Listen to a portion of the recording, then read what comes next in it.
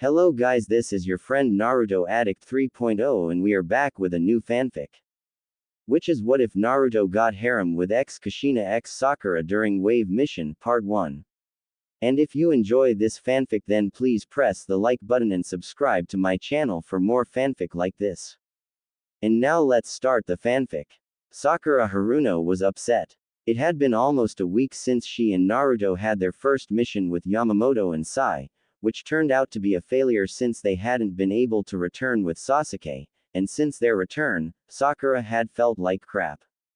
Almost every day she woke up with a dull ache from the scar on her arm from Naruto's tail, but that was nothing compared to the pounding headache she would wake up to, which would come and go throughout the day, and she kept feeling weird, emotionally. Sometimes she would feel a sort of deep guilt or pain when she couldn't think of any reason for it. Sometimes, she thought she could hear someone faintly talking when she was alone. Maybe I'm just feeling bad that I couldn't bring Sasuke-kun back, she thought just before she experienced a shot of pain in the back of her head. Ow, damn it, I need some rest, maybe I should ask Tsunade-sensei about this, maybe she can help. She took some headache medicine and laid down in her bed, and thought she heard a faint chuckle as she drifted to sleep. Sakura woke without the splitting pain in her head. Instead she felt the sun on her face and a gentle breeze on her skin. Wait, I left the window closed. She opened her eyes to find she wasn't in her room, but on a hill in a beautiful enclosed garden. Below there was a small stream flowing from under one wall and around the garden, before going under another wall. There were strange, unknown, but beautiful flowers all around, and even though the sky was thick with clouds, she could feel direct sunlight, and atop the hill she was on was an unbelievably large sakura tree in full bloom. She felt compelled to investigate this tree, and when she got closer, she saw a dark hole among its roots. What is this place? She got closer to the hole, and found a strange barred door that seemed like it had been forced open, a broken padlock on the ground nearby. What the hell happened here? I got tired of being locked up, so I busted out. Sakura whirled around to see herself. This her seemed older, though, and more developed under the red kimono she wore, and she seemed to have something written on her forehead, which was mostly covered by her hair, which reached to the small of her back, and seemed a darker pink than normal. But the biggest differences between them were that the older version's darker green eyes had slitted pupils, and a long, elegant red tail swaying behind her. What are you? Where am I? Sakura stammered as she stumbled back. This other her chuckled. Well, this is your mind, your soul, this place is within your own subconscious, and as for me, she smiled from ear to ear, I'm you. What do you mean you're me, and how could this be my mind? And how can you be me if you have a tail? I have this tail for the same reason I'm not locked up anymore. The older Sakura sounded angry. I am your true feelings, the parts of you that you always kept suppressed, kept locked up in there. She motioned to the broken door. I got tired of being locked up like that, tired of you denying your true feelings, of denying me, of denying your true self. So when you were stuck by the Kyuubi's tail last week, a wave of its chakra washed through here, and I grabbed some of it, and took it into myself. Her smile grew a bit feral, a new power grew in me, and I broke out of the cage you had me in. So, now I have a demon in me. What do you want? Sakura asked, getting scared. Is this the kind of thing Naruto has to deal with? No, Naruto-kun probably doesn't have to talk with Kyuubi if he doesn't want to, but we could ask him. The fox girl smiled at Sakura's confusion. We're in your head, I am a part of you, did you think I wouldn't know what you're thinking? And as for what I want you to accept me as a part of you. I want you to accept your true feelings, and become the real you. What do you mean? There are feelings you have kept down and denied for years, things you need to accept, and once you do, there will be no purpose for me, we will become one. What are you talking about? I haven't denied anything. Yes, you have, you've denied the most important of feelings, forced it down and locked it away in favor of physical lust and attraction, and in the name of a childish crush you denied our true love. Sakura, dear, Ayaka Haruno called, opening her daughter's door. Oh, she's sleeping, my sweet little angel. She was probably working hard at the hospital again. The mother pulled a blanket over the young woman. I guess it's better than those missions she has to go on with. She left the room, closing the door behind her. But she didn't notice, as she left the room, a soft, red glowing aura surround her child. What do you mean? I've never denied my love, and I told him I loved him, but Sasuke-kun. Smack! The fox girl backhanded Sakura across her face, knocking her to the ground. Don't you call that vile bastard that again, she growled, a violet aura surrounding her. Not after he betrayed our village, and definitely not after he tried to kill Naruto-kun.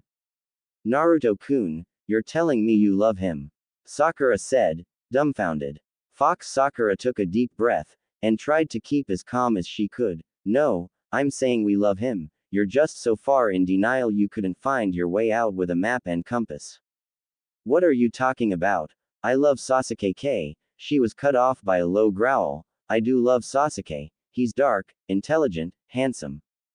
And he's a cruel, hateful, spiteful, traitorous asshole who never showed a single positive emotion, always jealousy, hatred, and bitterness. Naruto-kun, on the other hand, the older woman said with a dreamy sigh, is kind, handsome, cheerful, light-hearted, and loving, even if he's a bit dense. He never said a single bad thing about you, although Kami knows we deserved it more often than not. He has done everything he could to help us and the others, with little to no consideration for his own safety. He would happily give his life for anyone he cares about, and the fact he can trust or care about anyone after the life he lived is a miracle itself. Has Uchiha ever really done anything that didn't directly benefit him? Do you even remember when and why your crush started? When Sakura shook her head, she asked, well, do you even remember when you started to like Naruto? The fox girl smiled and hoisted Sakura off the ground by her collar, and carried her towards a small circular pond that formed along the stream. Yes, I do, now watch and remember, she said after setting the kunoichi on the ground.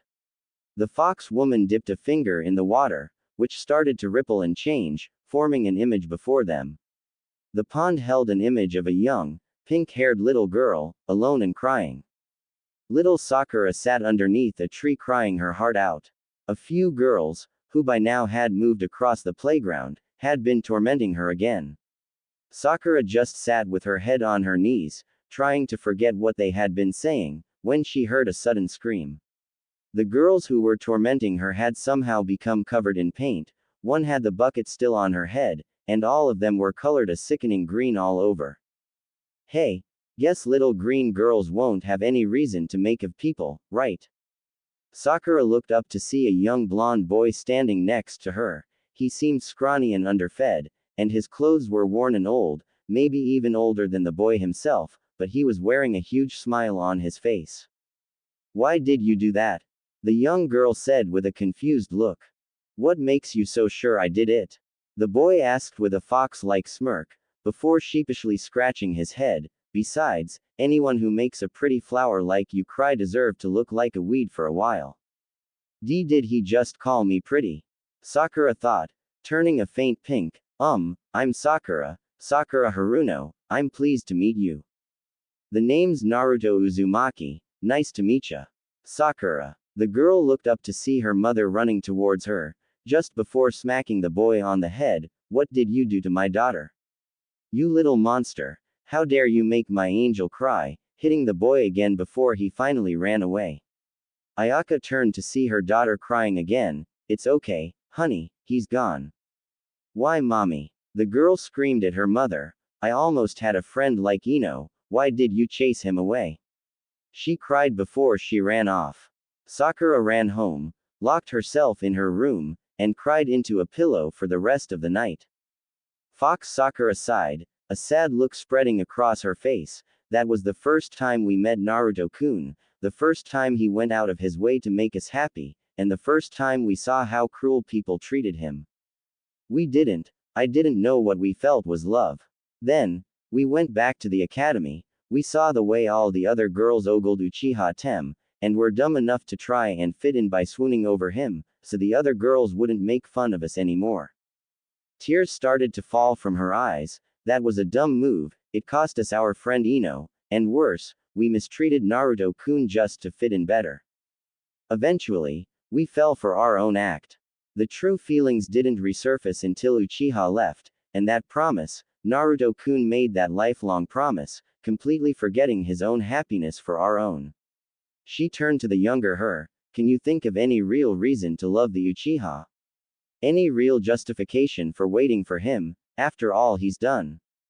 The youth had an empty look as she continued to stare into the now blank waters. After hearing all that from the fox girl, she was drawing a blank.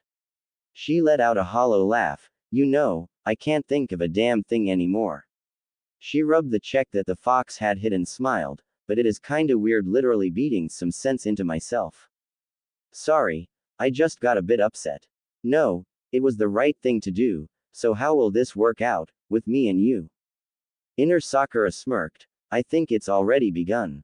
When you wake up, you should be complete again, but I'm not sure if my powers will stay with you, she said, idly reaching for her tail. If the fox chakra I've absorbed does take root in the main chakra flows, you may change physically, I don't know to what end though. Sakura pulled the inner her into a hug, feeling a strange warmth spread from her belly. I'll handle that when I need to. Right now, I think I just want to go see our Naruto-kun. She looked up into the green slitted eyes. I'll see you in the mirror. The garden then faded from her vision. Sakura woke to notice a few things. First, she herself was emitting a dimming violet glow. Second, her chest felt heavier than before. And lastly, she felt a strange pain in her lower back.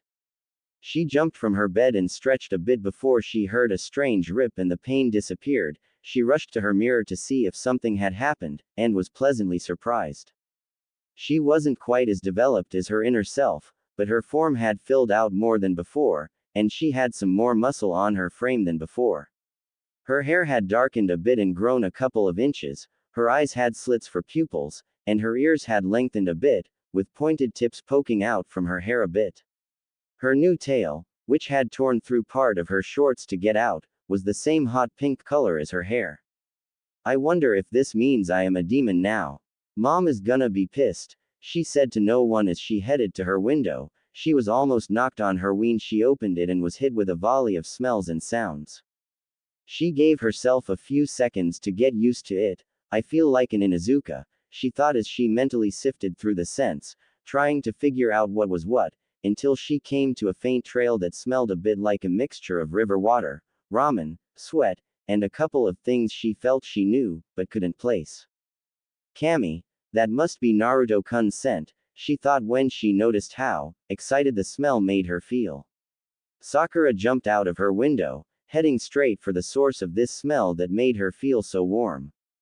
Asterisk underscore asterisk underscore asterisk underscore asterisk underscore asterisk underscore asterisk underscore asterisk underscore asterisk underscore asterisk underscore asterisk underscore asterisk Naruto's place asterisk underscore asterisk underscore asterisk underscore asterisk underscore asterisk underscore asterisk underscore asterisk underscore asterisk underscore asterisk underscore asterisk underscore asterisk underscore asterisk underscore asterisk. Naruto woke up to his ankles in water, again. This was the fourth time this week he had been pulled to this sewer since he had lost control against Orochimaru, and Sasuke had suppressed the fox, and, as every time before, he walked until he reached the large cage door. Each time he had done this in the past week, he would see the fox's outline in the back, but it wouldn't come into the light, and it wouldn't say anything, not even the usual insult or evil laugh, and Naruto would just have to wait in silence until he woke up. Not this time. Alright, Fox, listen up, either tell me why you keep bringing me here right now, or stop doing it, I don't like spending my nights here.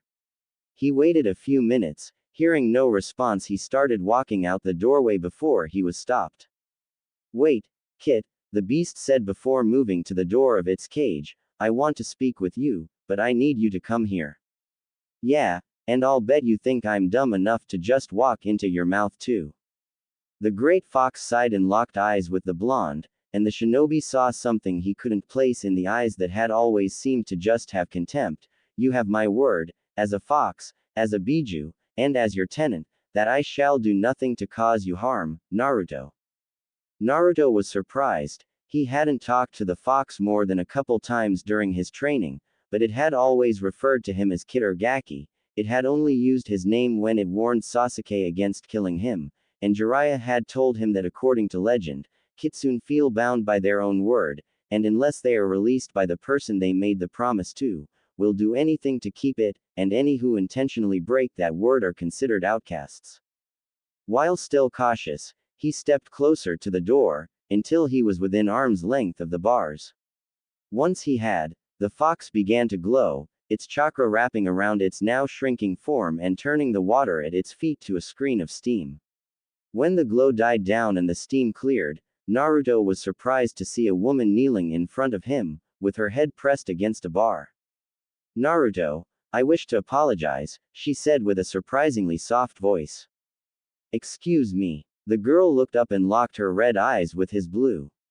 She was wearing what seemed to be a small form-fitting top and short skirt that ended just above her knees, both made from a collection of fur pelts, and a short blade tied across her back. She had pale, almost flawless skin, and wavy blood-red hair down to the small of her back. I said I wish to apologize to you. Okay, but why? The fox woman sighed. Because it has bothered me, these past few years since we first spoke with each other. I've had nothing but time to think about the troubles I've caused you, the unjust hatred you suffered due to me, pain no child should be subjected to. And I've seen the way you acted in these recent years. You have worked hard to become stronger, and tossed aside your own happiness just to keep your word, to keep your promise to the pink-haired one. That itself is one of the most defining and respected traits among my kind. And unlike the lesser of my kind, you stick to the spirit of the promise, where they would have just followed the wording. What do you mean? Kyuubi smiled, rising to her feet showing she was a few inches taller than her vessel. Your exact words were, and I quote, "Don't worry, I'll bring him back." That's the promise of a lifetime. Had you just followed the promise, word for word, you would have killed the Uchiha, which you were perfectly capable of doing with my power flowing through you, and returned with his corpse. But in your mind, that was against the promise you made. And when you couldn't bring him back alive, and you knew he would get stronger, you tossed aside your life, your happiness, so you could get strong enough to keep the promise, even though bringing him back would probably result in the girl swooning over him again, leaving you alone, again. You even want to stop using my power. When we accidentally struck your friend during the fight with the snake creature and his bespectacled bitch, not caring that it would mean you would have to throw yourself deeper into training. I must admit, I admire your determination in this endeavor. I also wanted to apologize for the damage to your medic friend. I was blinded by rage at the snake and my eyes saw someone running towards us. I thought it was an enemy. Please forgive me, she said, bowing her head again. So, if you brought me here to apologize for that, why didn't you say anything the other times I was here? Then, Kyuubi did something Naruto never thought he'd see her do. Kyuubi turned red, blushing. She took a deep breath. I have noticed a few things recently. She pointed to the paper seal of the door, which seemed to be peeling at the corners. The seal on this cage is going to fail. I don't know when, but it will happen soon. What? You mean you're going to get free soon? Yes and no, she said, and when seeing his panicked and confused look, she turned around and moved her hair, revealing a seal on her neck that bore a slight resemblance to the one Naruto's stomach. I noticed this years ago. It seems to be another seal. I didn't know why it was there until I saw that the outer seal was weakening. I suspect that either the fourth, or the Shinigami who helped him seal me, intended for the seal to change as you aged, and allow me a bit of freedom, enough to have a physical body at least, but I'm not sure to what extent. I know I will still remain bound, but I don't know if I will have my full powers, or if some will remain sealed in you, but you can rest assured that I won't attack the village again, unless you want me to. And since I will remain with you, I was thinking about a few things about you. What things? Naruto asked, a bit wary of the look in her eyes. It was a bit like Choji when he saw an all-you-can-eat buffet.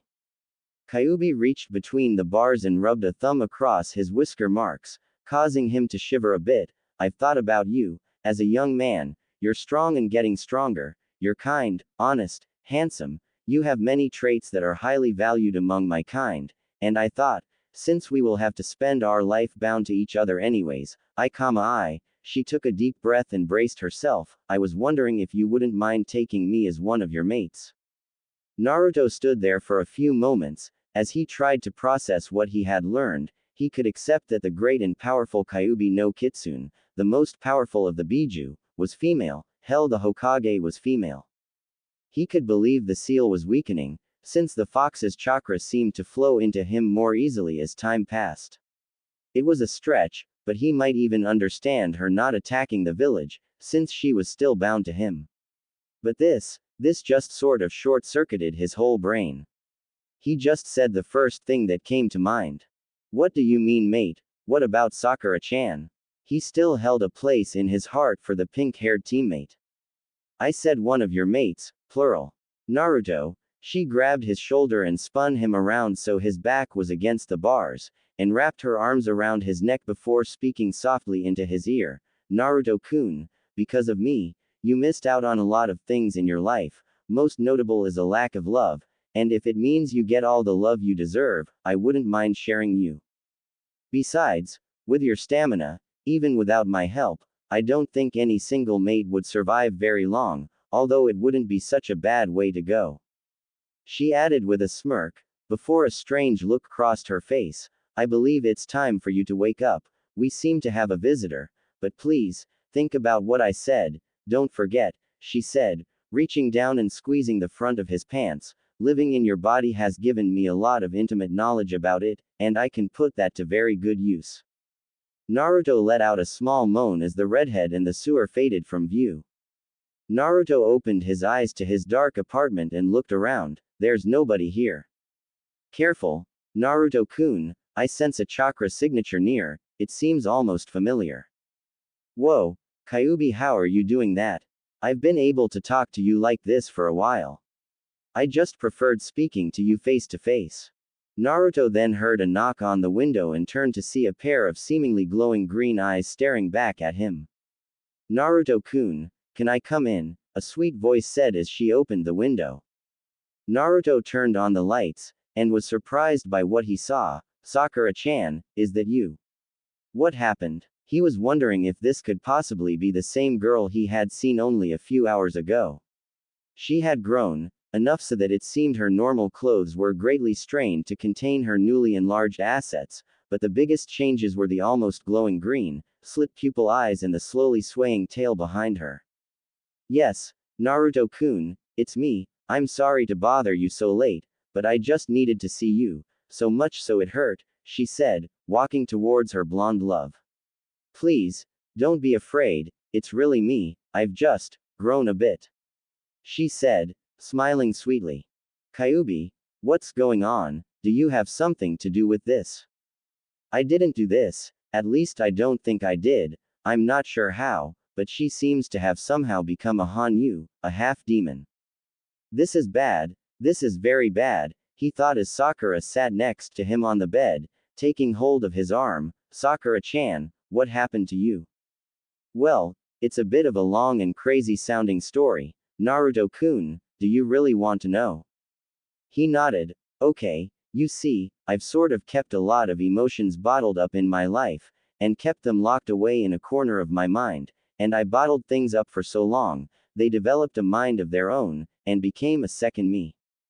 Until last week, she was locked up in my mind, but when I was hit with the Kyuubi's chakra, she took some of it into herself, and it grew, until earlier tonight, when she broke out and confronted me.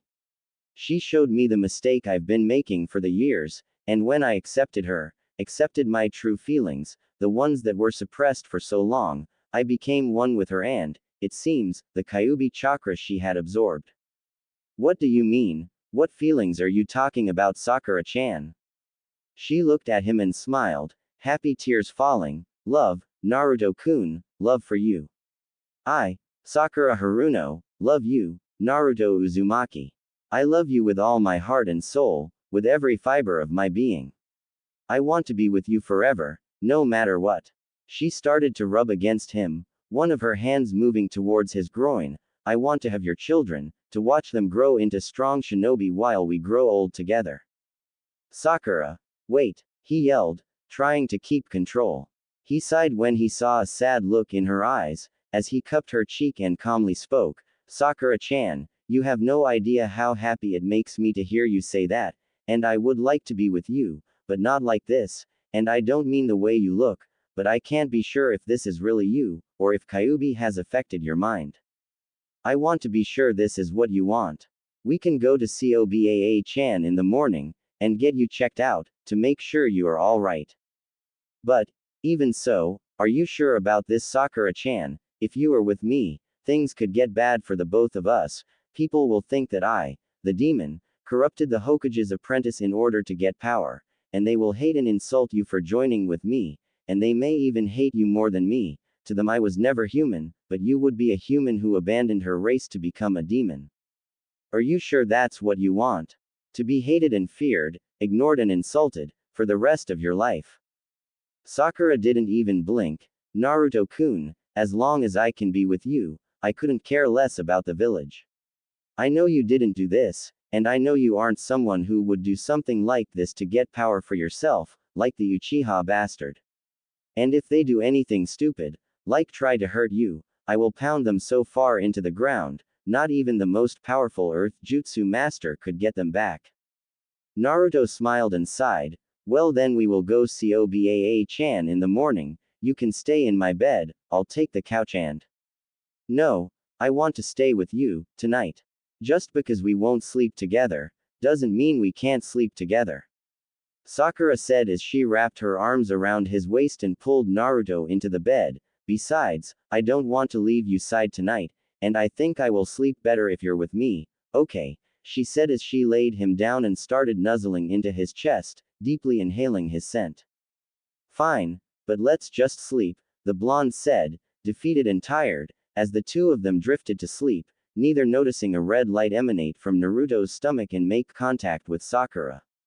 Sakura felt water on her back when she heard Naruto yell, how is Sakura here, Kyuubi, what are you up to? Sakura started to pull herself up when a female voice spoke, Naruto-kun, I just wanted to do a quick check on her myself, before you took her to the sake woman. Sakura stood and saw Naruto talking to a woman who was on the other side of a large barred door, and they seemed to be in a sewer of some sort. Naruto-kun, where are we?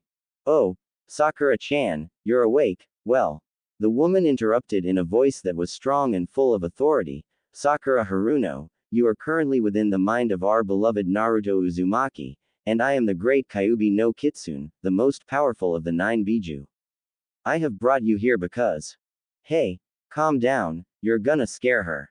The fox woman sighed, I'm sorry, Naruto-kun, she turned back to the guest, as I was saying, Naruto-kun was worried about your recent changes, so I thought I would check on you myself before you went to visit your master tomorrow. Now step closer to me. Sakura was a bit hesitant. On the one hand, this was a demon who had almost destroyed her entire village, and had struck her down barely a week ago, but on the other hand if she hadn't been hit, she may not have had her revelation so soon. The fox protected Naruto when she needed to, and it looked like Naruto trusted her.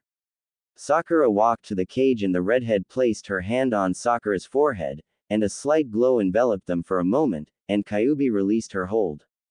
Well, do you know how this happened to Sakura-chan? Kyuubi thought for a moment, before looking to Sakura, when you met this inner you, where were you? Well, she said it was in my mind.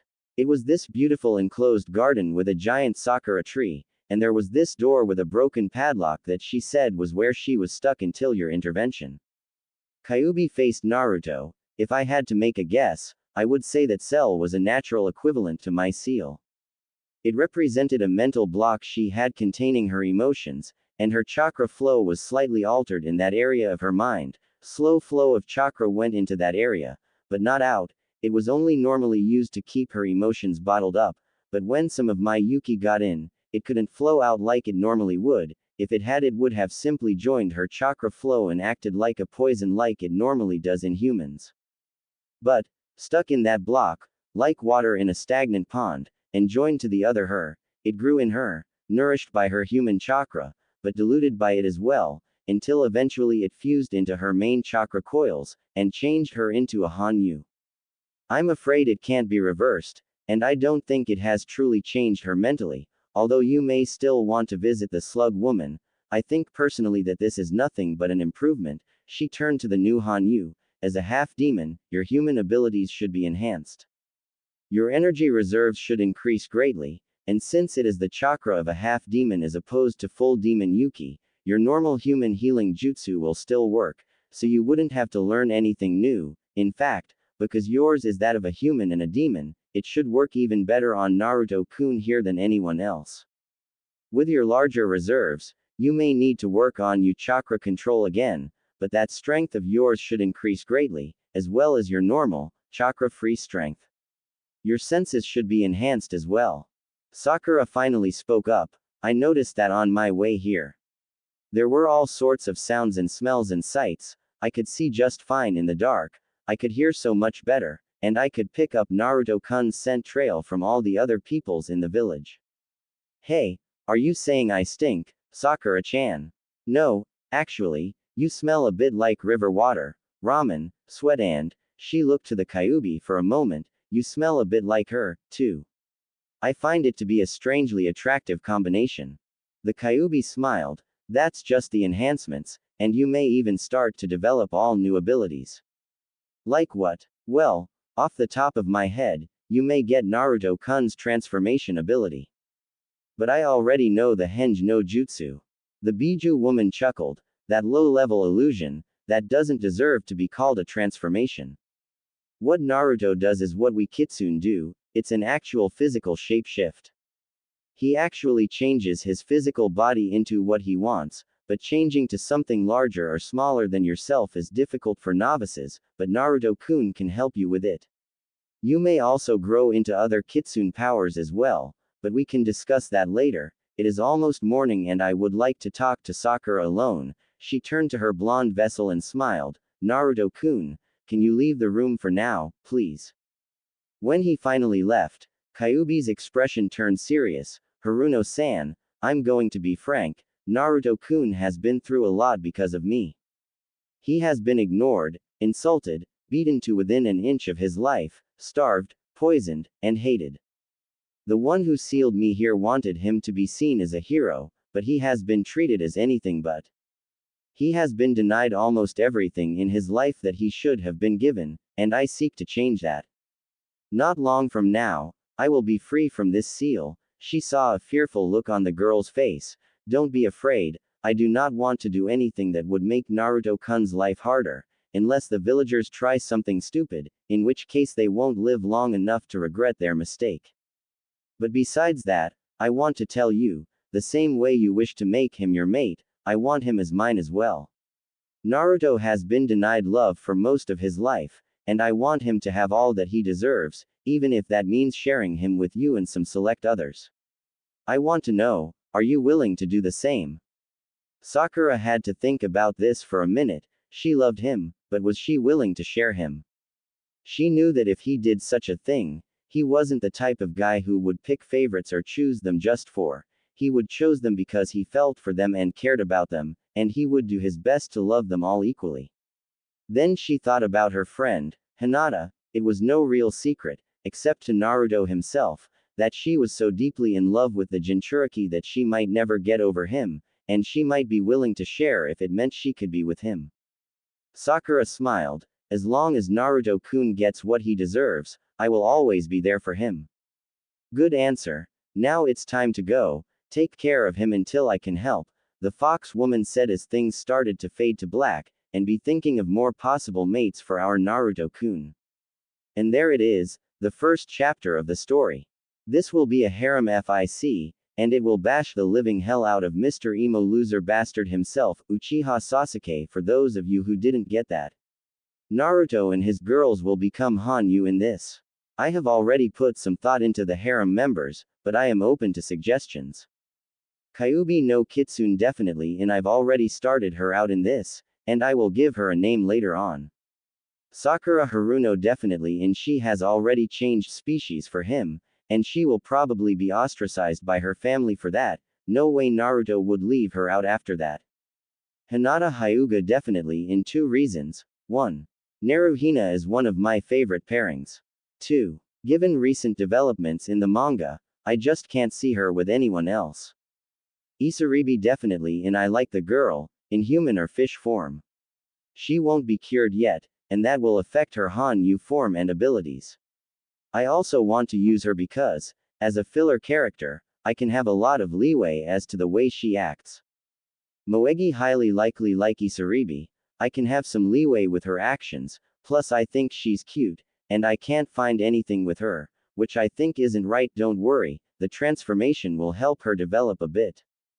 Tsunade likely if I do include her, the Hanyu transformation will lower her physical age to a reasonable point. Enko Mitarashi likely they seem like a good couple to me, since they both went through a lot of crap in their life for stuff they couldn't control. Tamari likely Naruto has pretty much saved her brother's life and that probably tends to leave an impression on people. Ino Yamanaka possible I think Sakura could help her see the light about Naruto. Shion possible I plan to watch the movie before I even think of planning with her, but it's possible since I am also an Inuyasha fan, half demon and a priestess, but I would have to think if her powers would counteract a half demon transformation. Ayame Ichiraku possible I am not sure if she will be with Naruto, if not, I'm putting her with Choji. Shizune slightly possible she happens to be one of my favorite Naruto girls, but I'm not sure about her yet. I won't revive the dead, sorry Haku and Kin fans, but if that person only had an implied death, like Tayuya, I might use them. I am thinking about including her. Naruto thought for a moment, alright, why did you attack the village? Kyuubi's mood dropped almost instantly, starting off strong, huh. You may not like this answer, but, I don't know why I did it. I have no real memory of the attack. One moment I'm in my den, just waking up, and the next I am staring down a Shinigami as my spirit is ripped from my body. I never really liked your village, and I like them a lot less now, but back then I would never attack without provocation. I know this may sound strange, but please believe me. Naruto stared at the ceiling for a moment. Do you give me your word that this is the truth? Yes, I give you my word that I have spoken not but the truth, Kyuubi answered without a scrap of hesitation.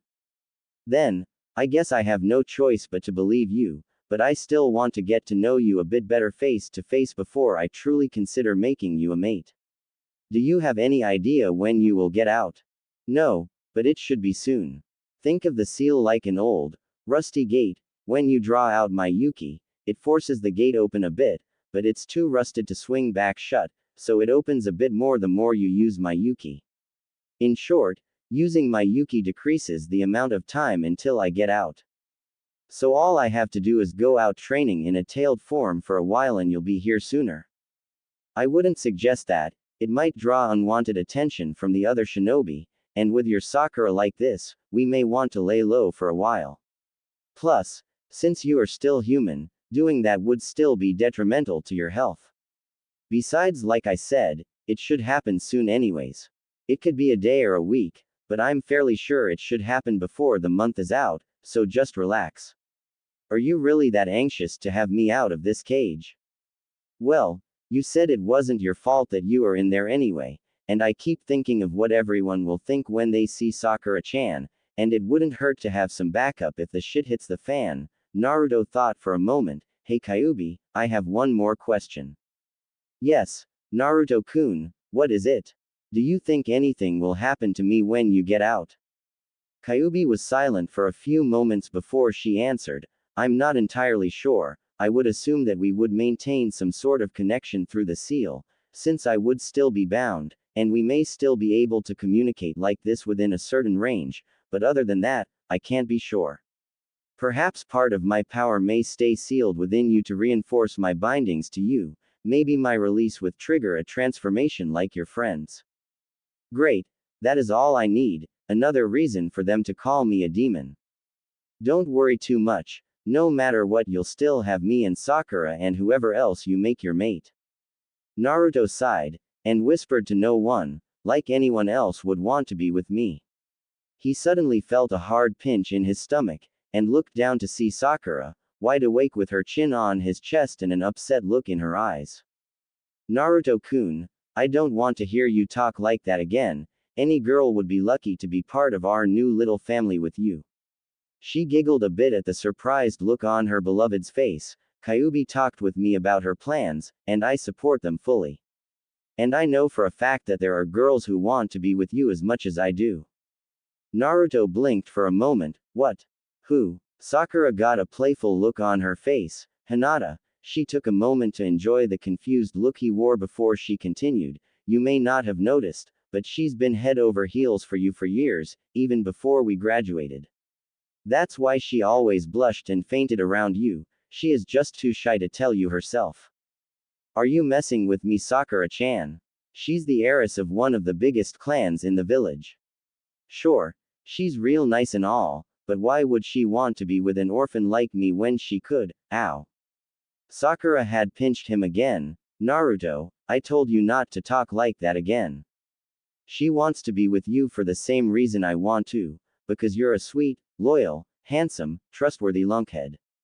The only difference is that she saw it a lot earlier than I did. She just couldn't bring herself to tell you. She was probably afraid you would reject her. I've also seen another girl a couple times when she was in the hospital. She seemed to know you and she blushed a lot when she talked to Tsunade Shisho. Speaking of Obaa-chan, it's almost 7, and Kyuubi said it would be a good idea to lie low, so we should get to her office before a lot of people are out on the streets, Naruto pointed out as he started to climb out of bed, only to be pulled back down. Can't we stay like this a while longer? Sakura whined as her arms wrapped around his waist, and started to grind against him. I can think of a few things we can do for a while, she added with a seductive smirk. It took a lot of willpower for him to push her away. Sakura-chan, I told you, even though Kyuubi's checkup made me feel a bit better, we still need to see Obaa-chan about this. It's not every day a highly trained medic nin gets slit pupils and sprouts a tail. And it might also be a good idea to get a place where we will be away from the villagers until we can find a way to hide the tail, or at least a good explanation that won't get me crucified. Like I would let them do that to my Naruto-kun. Sakura-chan, remember that your strength is probably greater than normal, and we don't need you accidentally killing someone. Now, please, let me out of the bed, he said as he squirmed out of the fox girl's grasp, and landed head first on the floor, hearing Sakura giggle as she hopped out of bed and helped him to his feet. Thanks, Sakura-chan, now I need you to do something. I want you to try and henge yourself to look normal. Sakura was a bit confused, but tried anyway, and it worked, sort of. Sakura, as she had been a day ago, stood in the room for a few seconds, but then she felt strange, like there was a pressure under her skin, trying to pop out of her skin. Then in a plume of smoke, she changed back. Naruto shook his head. I was afraid of this. What happened, Naruto-kun? It's like Kyuubi said, you can do a physical transformation like me instead of a normal henge, but since you don't have any practice with it, then you can't hold it very long yet. He moved towards a closet. I guess we need something else to hide the tail. He reached in and pulled out a gray zip-up hoodie and showed it to her. Do you think you can fit the tail in this? She tried it on, enjoying the scent set into the fabric, and it fell to about midway of her hips, so Sakura wrapped her tail around her waist to look a bit like a fuzzy belt. Naruto looked her over a bit before he reached back into the closet and grabbed an old pair of goggles. Here, try these on, we need to hide your eyes too. She put them on and he pulled the hood over her head, to hide her ear points. Are you ready to go? She nodded and they headed out. To their credit, they made it about halfway to the Hokage Tower without incident, but then they came across a wandering drunk. Well, if it isn't the little demon brat, he looked to Sakura, and who's this then? Hick, did you finally find some willing to go for a bastard fox? Naruto just took Sakura by the arm and tried to lead her away, only for the drunk to stumble back in their path. Hey, don't you ignore our betters, punk, he slurred, poking Naruto in the chest. That is, until Sakura took his fingers in her hand and crushed them, leaving the man screaming on the ground. Let's go, Naruto-kun, she said as she walked away from the pained man. Naruto grabbed her by the hand, making her blush a bit, and led her away as fast as he could towards the Hokage's tower. Tsunade wasn't in the greatest of moods. It had been a good day. First, the night before Shizune had been cleaning the office as Tsunade finished her paperwork, but the assistant had completely missed the sake stash in a desk drawer. Tsunade thought it was strange she would miss such an obvious place, but dismissed it as tiredness. Then, on her way home, Tsunade found 2,000 ryo caught under a rock. And since I don't know any conversion rates, I am using the yen conversion, so that would be about $20, and a bit further down the street, a store had her favorite brand on sale. And finally in the paper this morning and found she had won a small lottery. Now she was just waiting for the other foot to drop. All this good luck means something, and it can't be good. A knock came to her door. Speak of the devil. Come in. A blonde head poked in. Tsunade-sama, can I talk to you for a moment? Naruto asked as he stepped in the room. A shiver ran down her spine. It was never a good thing when he called her anything but Obaa-chan. What did you do this time, Naruto? Dye the Hyuga's hair. Itching powder in the Anbu armor. Did you switch Kakashi's porn with a medical textbook? Just please don't get mad. Promise me. She hadn't seen Naruto like this in a while. Not since he had broken a commemorative serving set she had been given. She nodded and he motioned someone with goggles and a hoodie on into the room. Shisho, I want you to promise me you won't hurt Naruto-kun. This isn't his fault. The voice came out of the hood. Tsunade was too curious about what they were so worried about, and given that this person she now knew was Sakura had called him Naruto-kun, she took a guess. Please don't tell me you got her pregnant. Naruto turned bright red. Sakura seemed to space out for a moment, imagining the little foxes that could be, before giggling a little. No, Shisho, Naruto-kun said he won't do anything until you confirm that I am okay after the changes that occurred last night.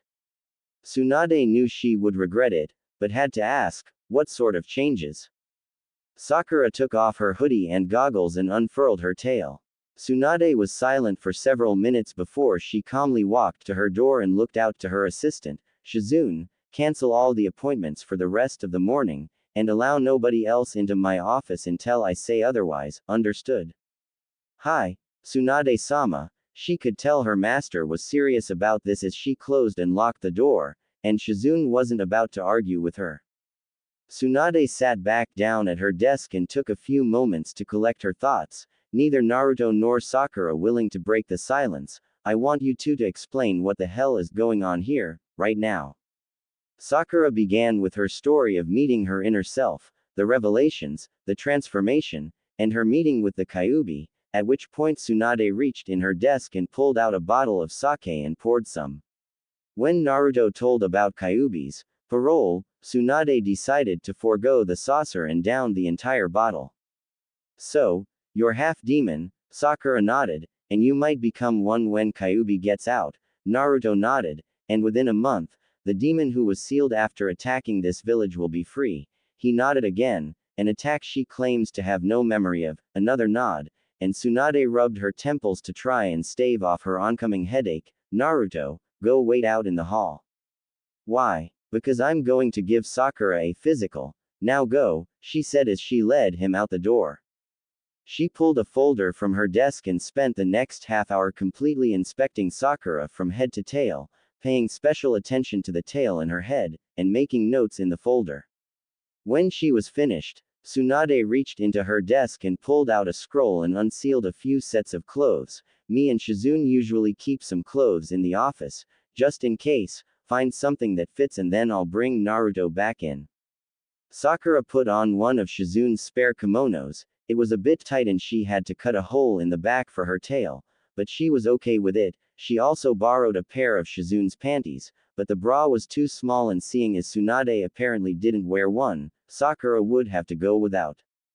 Tsunade moved to the door when Sakura stopped her. Shisho, do you think you could help explain this to my mom after this? She doesn't really seem to like Naruto-kun, and I think it might be a good idea to have you there. Tsunade nodded and opened the door. Naruto, you can come back in. And Shizune, call for Ayaka Haruno to come here, and let me know when she arrives. Hi, Tsunade-sama, the woman replied as her boss locked the door again. Naruto and Sakura sat on a small couch at the side of the room as Tsunade spent a few moments looking over her notes before she looked to the teens. Well, Naruto, it seems Kyuubi was right. During my examination, I found none of the damage or scarring on the brain that usually accompanies the forced change of mentality from jutsu or drugs. I did find a few other things that interest me though. She flipped through a few of her notes. Sakura's muscle fibers have become significantly denser than an average person, even more than normal shinobi. She looked to her apprentice. Your eyes, aside from the slits, seem to have developed a membrane similar to the tapetum lucidum found in cats and dogs, which would explain your increased night vision. And your senses of hearing and smell seem to be almost on par with most Inuzuka clan member. I didn't notice any major abnormalities with your internal organs, but it seems that your metabolism has sped up to a level near Naruto's, so you will need to eat more than before. Your chakra flow seems a bit more erratic than usual, but that would be expected with the sudden increase in your reserves. You'll be fine, physically anyways. My only suggestion would be to take it easy for a day or two so you can get used to this, and you should eat a lot over the next few days, especially fatty foods, since the sudden physical growth seems to have depleted your body's fat stores. She closed the folder. Now I would assume you know what this sort of thing would mean for the both of you. Your life is only going to get harder from here on out. Sakura nodded vigorously. I know, Shisho, Naruto warned me. Quite frankly, though, I don't care. The people will just have to accept us, and if they try anything, they had better pray Anbu gets to them before me. She cracked her knuckles for good measure. Tsunade chuckled. She is my apprentice after all. There was a knock at the door. Tsunade-sama, Haruno-san has just arrived, Shizune said, her voice muffled by the door. Thank you, Shizune, I'll be there in a moment. She turned to the teens and spoke in a quieter voice, hide behind the couch for a bit, and no funny business. They did as they were told, albeit with red faces. Once they were hidden, Tsunade went to the door and showed Sakura's mother in, closing the door behind her and applying a privacy jutsu, then moved back and sat at her desk. You asked to see me, Hokage-sama.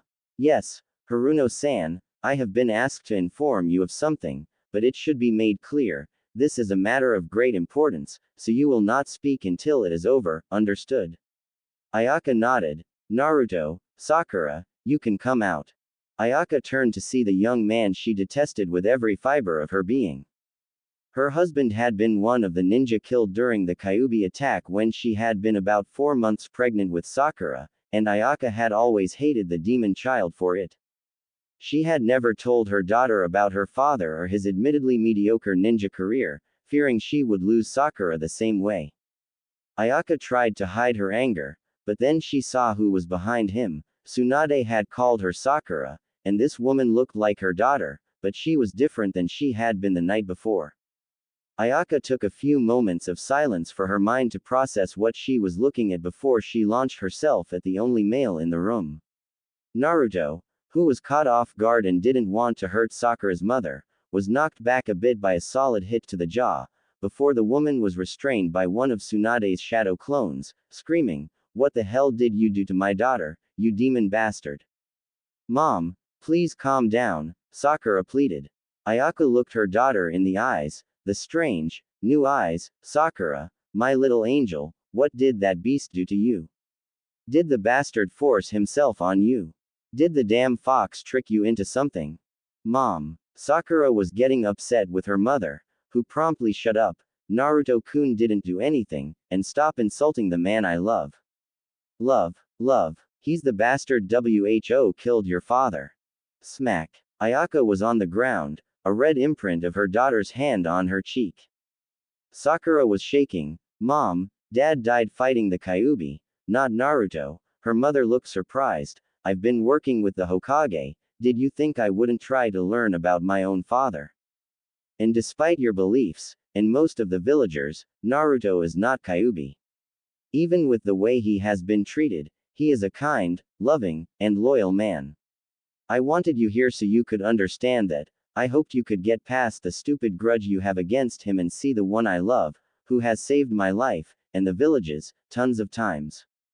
Please, Mom.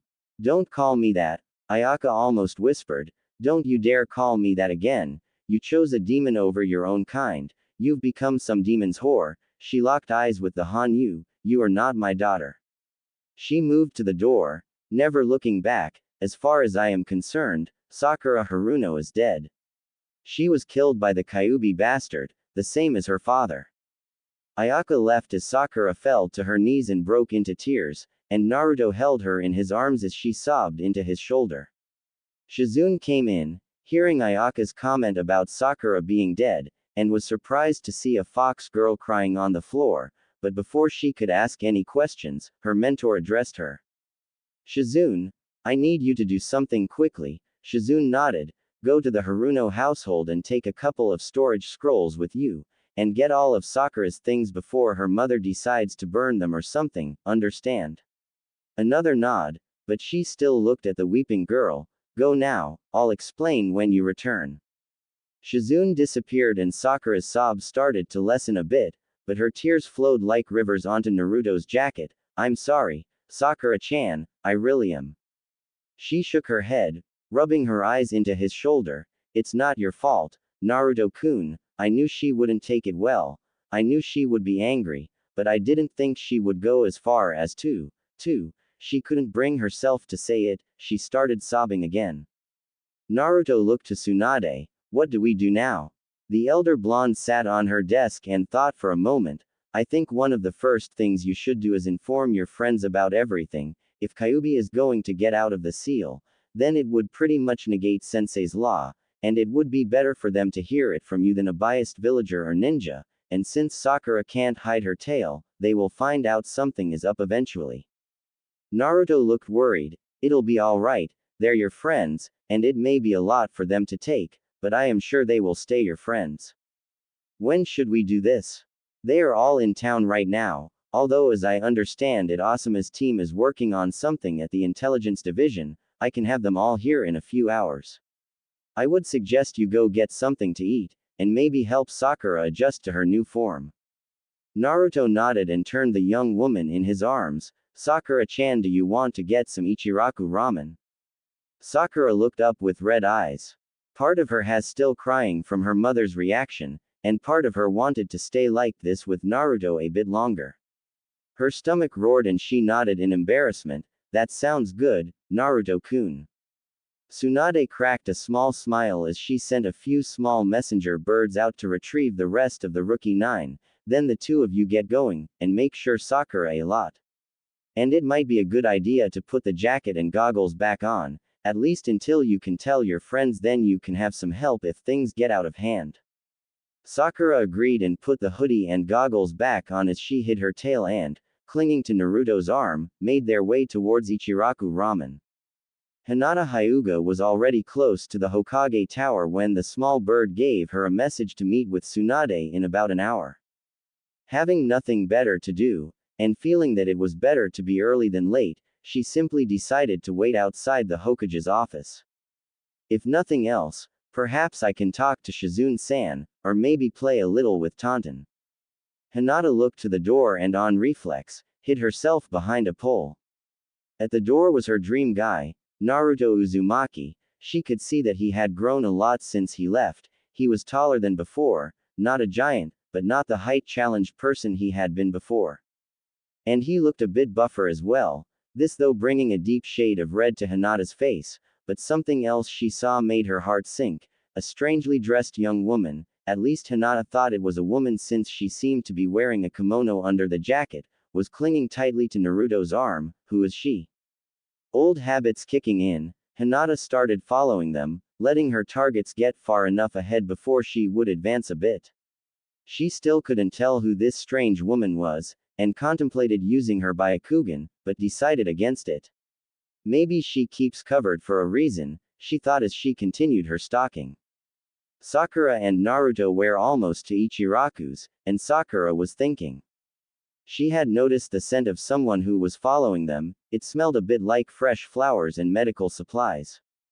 That really narrows it down. Of the people I know, it could be Shizune, Ino, or Hinata. Shizune is probably still getting my things and I don't think she's around actual flowers enough for it to smell this strong. Ino isn't usually the type to stalk like this, but she probably wouldn't recognize me, so she might wonder who Naruto is with, or if he got over me on his trip, she could be following to find out.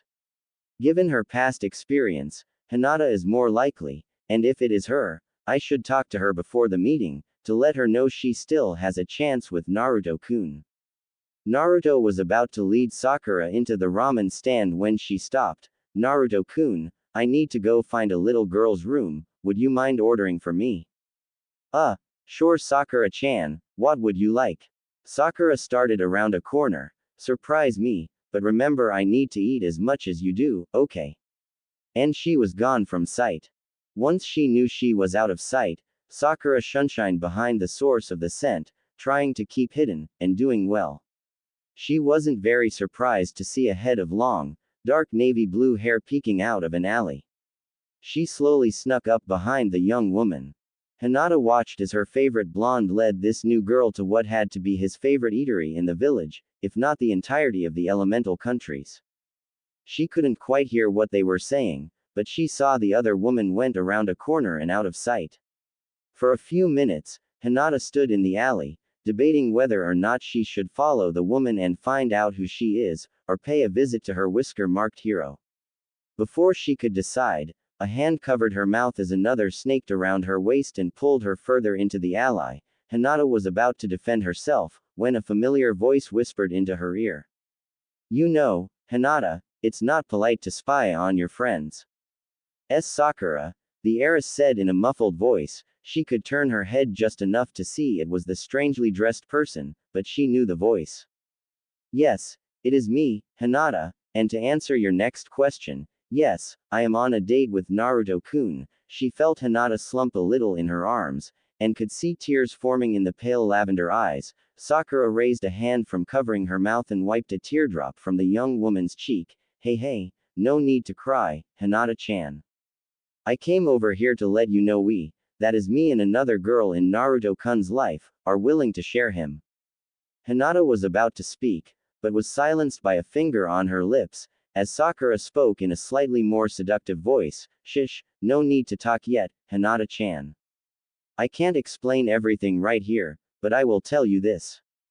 The other woman first told me about sharing him, and I agreed fully, and you were the first person I thought of when that thought came to mind. You got a summons to Tsunade Shisho's office, right? Hinata nodded. Most everything else will be explained there. Now remember, it is your choice, but it is also a choice that will change the course of the rest of your life, so don't take it lightly. However, she moved her hands to cup the heiress's S. I hope you do say yes, and we can all have some fun. Now run along to the tower. We will finish eating quickly and then you will learn everything. And in a rush of wind and leaves, Sakura was gone, leaving a blushing, confused and, to her further confusion, aroused Hinata standing in the alley. Hinata stood there for a few minutes, her mind trying to process Sakura's words and actions. It took everything she had not to pass out there in the alley. She began to make her way towards the Hokage Tower.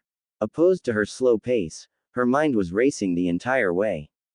When Sakura entered the food stand, Naruto already had 5 empty bowls next to him and was already finishing his 6th. She sat down in the empty seat next to him, which already had 4 full bowls cooling in front of it. Naruto finished the noodles in his mouth before turning to face her. Hey Sakura-chan. I wasn't sure whether you would want pork, chicken, miso, or beef, so I got you one of each. Sakura was ravenous, and inhaled the ramen almost as fast as Naruto. I've eaten here before, but it never tasted this good. Maybe it's a fox thing, she thought as she started on her 5th bowl. Tuki and Ayame were amazed. They had never seen anyone keep up with Naruto like this. Whoever this girl was, if she came by as often as Naruto, they might be able to build on an addition by the end of the year. By the time they were ready to leave, Naruto had gone through a grand total of 16 bowls, and Sakura was close behind with 14. They left the money as Ayame hefted the bowls back to the kitchen to wash. The pair made their way back to the tower slowly, feeling a bit sleepy from their little feast. When they got to the door to Tsunade's office, Shizune was waiting with a couple of scrolls in her hands that she held out to Sakura. She spoke in a low voice, "Here are your things, Sakura. Books, blankets, clothes, everything. I also included some sewing supplies since your old clothes won't quite fit anymore. Tsunade-sama told me what happened with your mother, and I wanted to let you know if you need anything, you can come to see me, okay?" "Thank you, Shizune." Naruto put his hand on Sakura's shoulder. "Is everyone here, Nei-chan?" Shizune nodded and he turned to the Hanyu. "Are you ready for this, Sakura-chan?" "Ready or not, we need to tell them. If things get bad with everyone else, it would be good to know who our real friends are." Shizune opened the door and motioned them in, following, and she closed the door behind her, applying a privacy seal. In the office, Naruto and Sakura stood in front of Tsunade's desk next to the Hokage and in front of teams Asuma, Guy, and Kurenai, as well as Kakashi and Yamato. Tsunade had left Sai out of the summons since she didn't trust any pawn of Danzo. Tsunade could see the two teens were nervous, so she spoke first. "I have called you all here for a very serious reason. It concerns an S-class law. This law was first put into place around the time you were all babies. Now this law will probably be as good as nullified within a few weeks, but even so, until then you are to follow it on pain of death, understand?" The younger ninja nodded, while the Jonin paled a bit at the thought of what could nullify that law. "Naruto, would you like to take over here?" Naruto sighed. "May as well. This particular revolves around the battle against the Kyuubi no Kitsune about 15 years ago. We were all told that the Yondaime Hokage was able to kill the Kyuubi at the cost of his own life. That was only half the truth." The rest of the former rookies looked surprised, both at the information and their friend's cold tone. The fourth did indeed die to defeat the Kyuubi, but he couldn't kill her. All he could do was seal her away within a newborn baby, whose chakra coils would be able to adapt to the increased flow from the fox, a boy who was born on the 10th of October. The fourth had wanted him to be seen as a hero, but shortly after the sealing, word got out about the boy, and the village began to cry for the baby's death. The others were angry, except Hinata, who was in tears. She knew what Naruto's birthday was, and had a good guess who the village had wanted to kill. "So Sandame Ojii," Naruto continued, "put this law into effect, which said that no one was allowed to speak of the boy's burden, especially to the younger generation, in hopes that he might live a normal childhood. Unfortunately, that was another wish that didn't come true. Even though they couldn't tell their children, they still told them to stay away from the boy, or worse, the parents would encourage the kids to beat him up, rewarding them with candy and such. As the boy grew, things got worse. He was routinely beaten and poisoned at the orphanage he stayed at until he was finally thrown out. He spent a few days on the streets before the Hokage found him and got him an apartment as well as an allowance.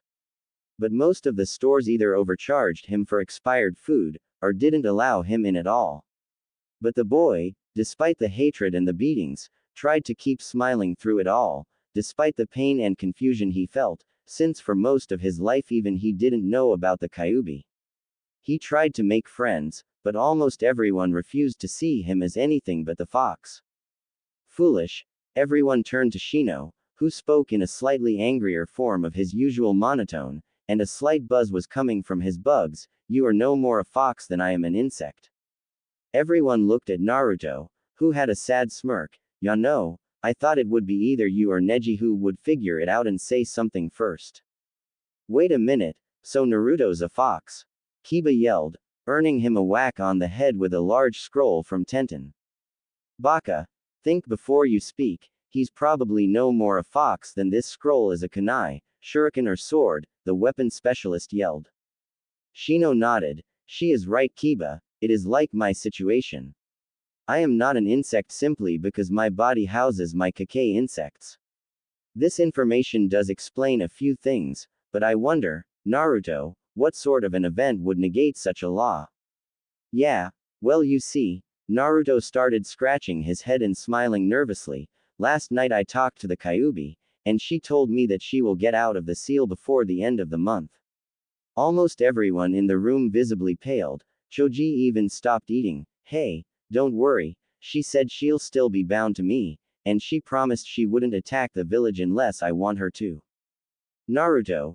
Ino sounded worried. How are you sure we can trust Kyuubi after the whole tried to destroy the village thing?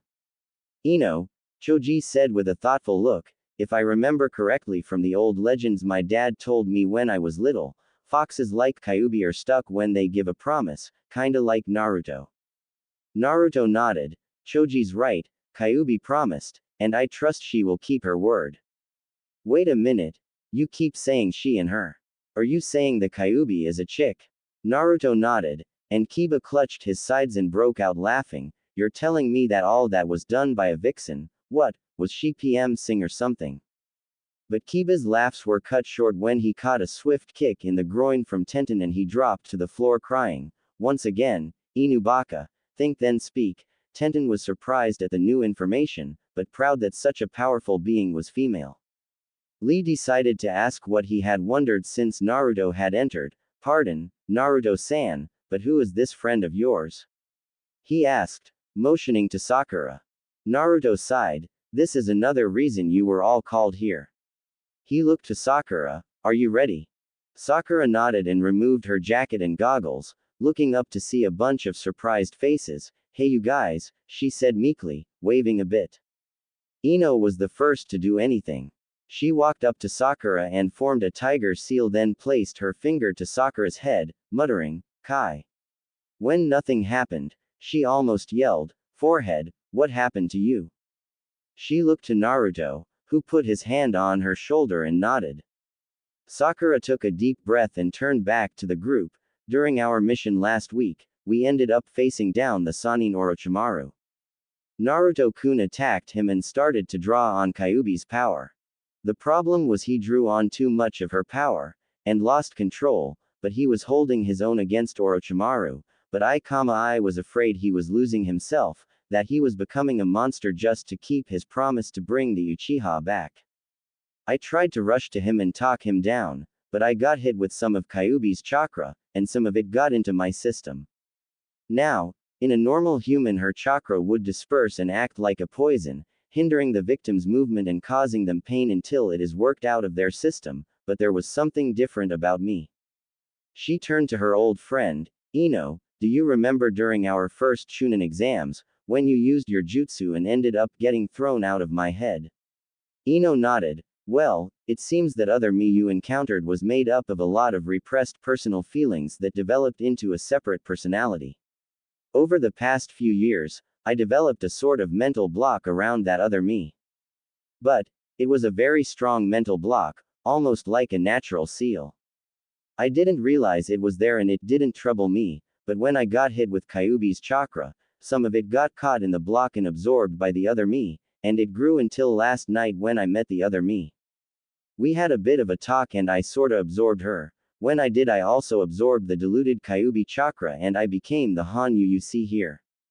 The whole reason we called you guys here is because me and Naruto needed to know who we can trust now. She saw confused faces on their former classmates. You see, once everyone in the village sees what I have become, they will probably assume that this is Naruto-kun's fault, and try to hurt us, so it is a good idea to know who is willing to help. We already had a bad experience today. She started to cry a bit, and Naruto wrapped his arm around her. Naruto looked to his friends. We tried to explain all this to her mother but she isn't really a big fan of me. She disowned Sakura. Sakura broke into new sobs and Ino stepped forward to comfort her friend. Also, Kyuubi has told me that there's a chance I will change like Sakura-chan when Kyuubi gets out of the seal, so we thought it would be a good idea to make sure you guys will hear the truth and whether you'd still be willing to help us when we need it. Neji looked a bit deep in thought. Naruto, there's something I don't understand, can't you and Sakura hide your changes with a henge? Naruto shook his head, we already tried. When Sakura-chan changed, she sort of lost the ability to use some of her jutsu in exchange for some fox abilities. She can't do a normal henge like you guys, but she can do an actual physical transformation like me.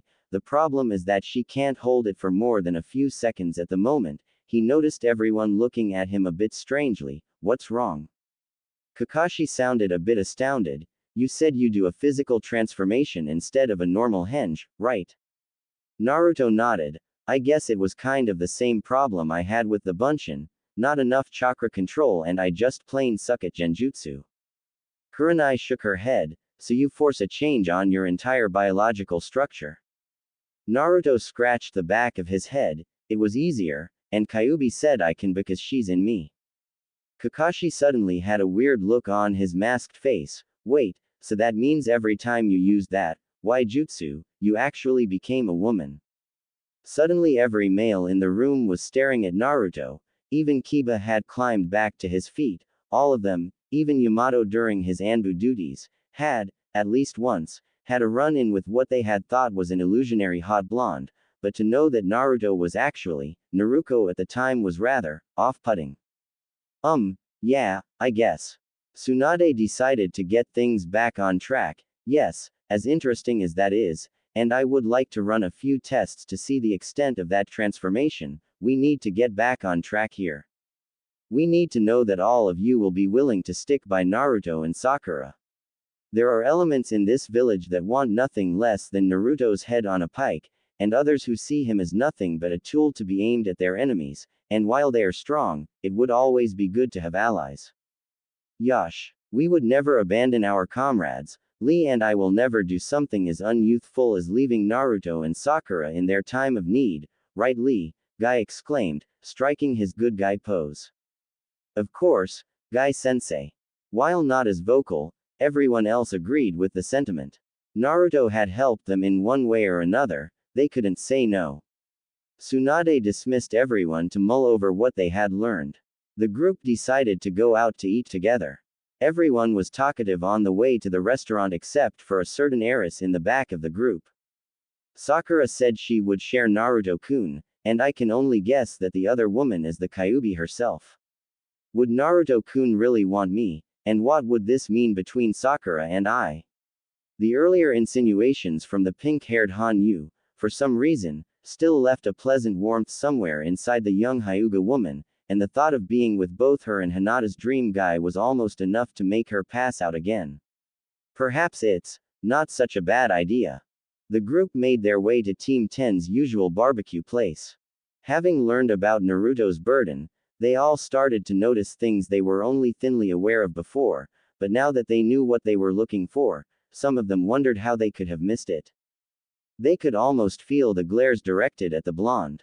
At one point, Akamaru actually lashed out when someone had called Naruto a demon brat, a little too loudly for the dog's liking, and when the man was about to get mad about it, he was met with 9 angry teens, some who were brandishing weapons. After this, people started giving the group a wide berth. Once they had gotten to the restaurant, they had another surprise as they placed their orders. The sheer amount Sakura asked for after everyone else ordered had even Choji's jaw on the ground. When the waitress, after giving Sakura an, "Are you serious" sort of look, left, Sakura noticed the looks everyone but Naruto was giving her. What? Ino giggled, and you call me a pig? The pinkett folded her arms. Tsunade Shisho said I need to eat more because my metabolism sped up. She thought for a moment before giving her friend an evil smirk. What's the matter Ino? Jealous that I can eat as much as I want without gaining weight? Naruto, attempting to defuse the situation, interjected, "Don't worry guys, it's my treat." Now everyone gave him a weird look. What? Kiba laughed a bit. Naruto, I don't think you could cover Sakura's new appetite, let alone her. Everyone else and Choji's FAUMF, Shikamaru clasped his hand over Kiba's mouth. Naruto just ignored the dog Nin's comment, and reached into his pocket, pulling out a small scroll, unrolling it to the first seal. He cut his thumb just enough to draw a little blood.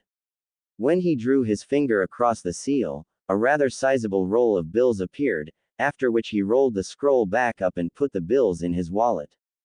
Naruto, where did you get that kind of money? Ino asked with dollar signs almost visible in her eyes. Naruto just scratched the back of his head. Well, Sometimes Ero Sennin wasn't willing to get away from his so-called research. I would have to find a way to kill time, so sometimes I would just go to a casino for a bit, and it turns out I'm pretty lucky at gambling. A few places even banned me because I won too much and they thought I was cheating, even though they couldn't prove anything, but I still saved up a lot of money. He said, patting a few more scrolls in his pocket. Then, just don't tell Ba-chan. Sakura her head, why not Naruto-kun? Well, she might get mad, and I want it to be a surprise. He saw more confused looks and continued, I don't know if you guys know this, but before me and Ero Sennin brought her back, Ba-chan was a big gambler, and she would usually lose big and skip town on her debts.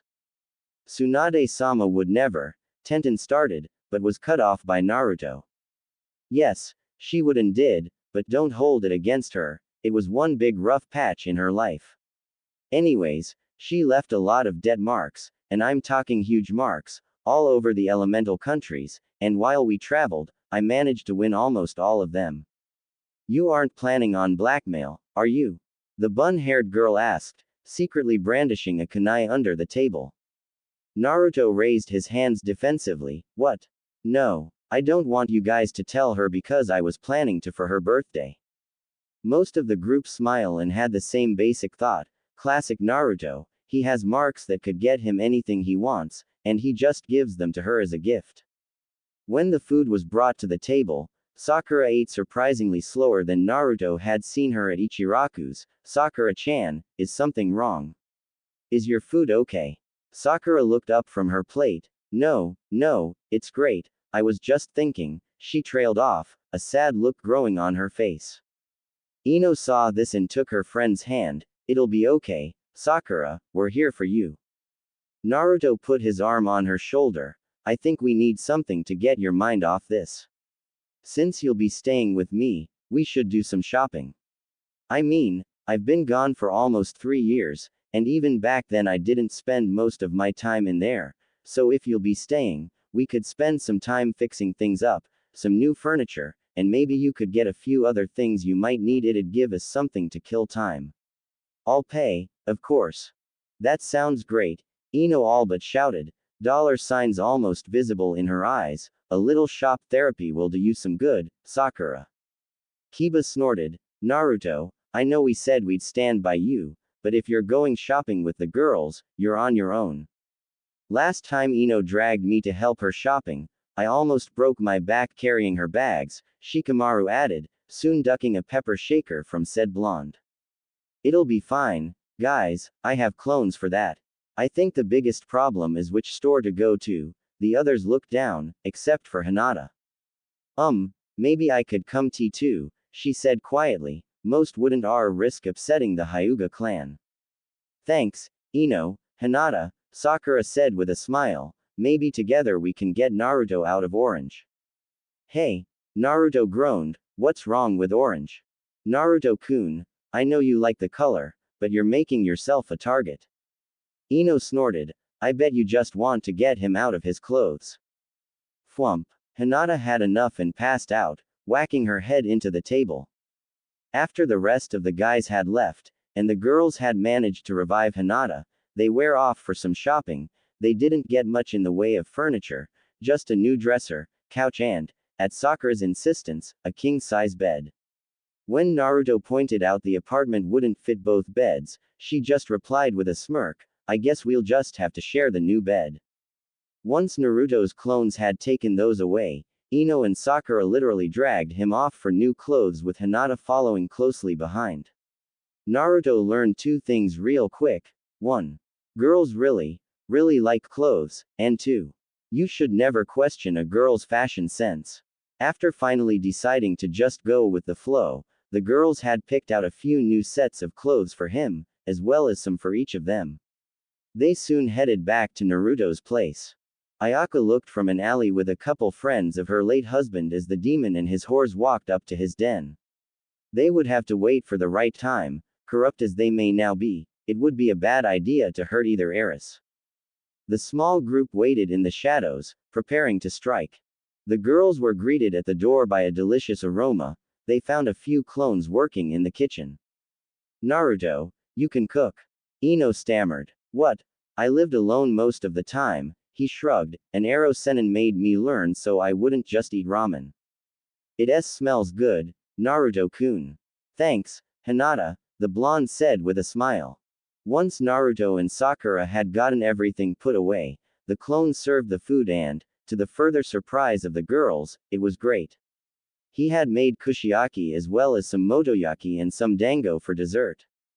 Once they saw the time, Ino and Hinata had decided it was time to leave and said their goodbyes, but not before Sakura snuck a quick pinch to Hinata's, mouthing, "Think about it," when the blondes couldn't see it.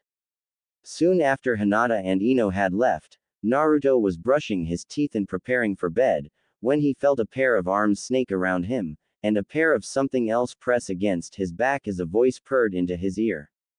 Naruto-kun, you know, I got a clean bill of health from Tsunade-sama, we're all alone and we have a new bed to break in. Before Naruto could react, he was in another room, pinned on the new bed with the pink-haired fox woman over him. When he tried to speak, she covered his mouth with her own, her tongue crawling in, rubbing off some remaining toothpaste she pulled back, smacking her lips, minty. Sakura-chan, wait, but he was cut off when the girl took his wrists and placed a hand on each of her tits, slipping them under the night shirt she was wearing. Naruto-kun, she cooed, I know you want to be noble and take this slow, and a small part of me agrees, but a larger part has been waiting for this for too long. She began to make him need her as she straddled him, slowly grinding against him, and it seems a large part of you wants this too. Her hands left his and cupped his face, Naruto's hands unconsciously continuing their ministrations. I've hurt you a lot in the past, Naruto, and I will do anything to make it up to you. Sakura-chan. Before he could say anything else, his arms released the fleshy orbs and clutched his gut in pain. Naruto-kun. Sakura prepared to use a diagnostic jutsu, but before she could get past the second sign, and before she could register a group of unknown people that burst through the door, they were all thrown back by an incredible burst of chakra. Hinata was halfway back to her clan compound. She was walking relatively slowly as she was lost in thought. She was wondering how much things would change soon. Kyuubi would be getting out and, although Naruto hadn't said much about her, he trusted her and that was good enough for Hinata. Naruto might, himself, become a Hanyu like Sakura, and that thought sent little fox-tailed chibi Naruto's dancing in her head and her heart fluttering. But all too soon the memory of Sakura's offer made those visions change to a beast-like, feral Naruto pinning a fox girl version of Hinata to the ground, before he positioned himself behind her and initiating the mating rites. Hinata's fantasy was cut short when she sensed a burst of chakra from behind her. She rushed back, fearing for a certain blonde. Tsunade was sipping some of her sake when she felt the chakra burst and almost inhaled her saucer, and spent a couple seconds coughing and sputtering. She looked out her window. Naruto, damn it, can't you keep out of trouble? She called Shizune and headed out. Ino was closer to home as she thought of something she never believed she would think. She was getting a bit jealous of Sakura. Naruto had been so caring and accommodating to the girl, and hadn't even flinched at the idea of shopping with them, or shelling out the cash. And Ino could tell he was more than just some sugar daddy.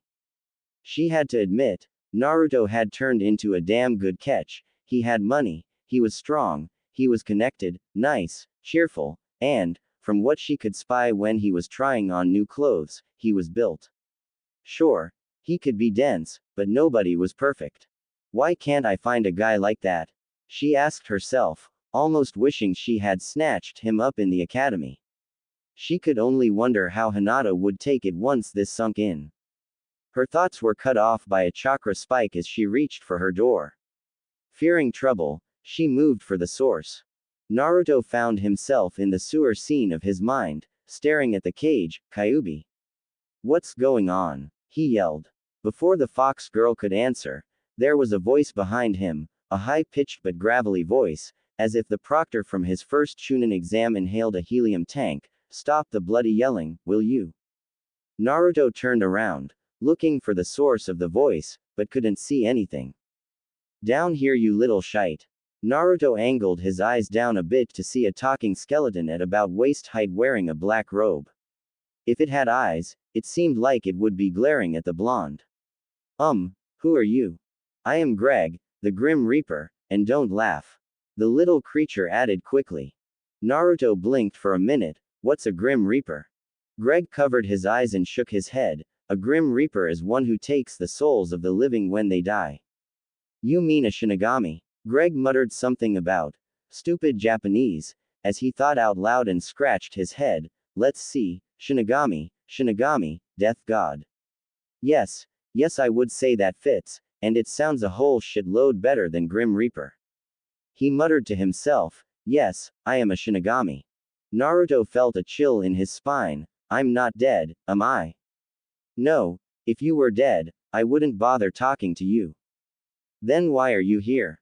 Because that bloody horn-headed, purple-skinned bastard chose this of all weeks to use some of his paid vacation days. Before Naruto could question this further, Greg reached into the sleeves of his robes and pulled out a pair of glasses and a dusty scroll. Putting on the glasses, which seemed to hover on his non-existent nose, he opened the scroll and looked at the blonde. Name: Naruto. Surname: Greg inquired. Uzumaki. Right. Greg looked at the scroll for a moment before looking back. I, Greg, Grim Reaper, identification number 33467812004B, am here on behalf of the Office of Souls, Death and the Hereafter to hear the case for parole of. He looked back to the scroll, the Kyuubi no Kitsune. That's Kyuubi no Kitsune, said Fox growled, finally making her presence known. Right. Greg waved off the girl's complaint. I am here to hear the case for parole from jailer Naruto Uzumaki. He looked up. As the jailer of the Demon Fox, do you, in all confidence, believe she has been rehabilitated to an extent that she can be placed back into the physical realm? Naruto thought for a moment before looking confusedly at the Reaper. Greg sighed. Do you, he pointed to the blonde, then to the caged girl, think that she should be allowed out? Yeah, I guess. Naruto scratched the back of his head nervously. You guess. I mean yes, I do. Naruto nodded vigorously. Greg turned back to his scroll. Are you saying this of your own free will, without any threat to yourself or any close to you? Naruto nodded. I need you to say it out loud for procedure's sake. Oh, sorry. Naruto smiled sheepishly. Yes. And will you agree to having her bound to you in the physical realm and retaining your place as the warden and jailer of the demon? Yes. Right. Greg then turned and waddled in front of the cage, looking the prisoner, Kyuubi no Kitsune. Yes. Kyuubi stood straight, staring at the skeleton. Your warden has seen fit to grant your parole. There will, however, be rules. He looked back to the scroll, unrolling it a bit more. First, you will have to follow the orders of your keeper. This includes the possibility of him, either temporarily or permanently, ordering you back to this cage. Do you understand this? Kyuubi nodded. Greg sighed and looked up. Follow procedure, please.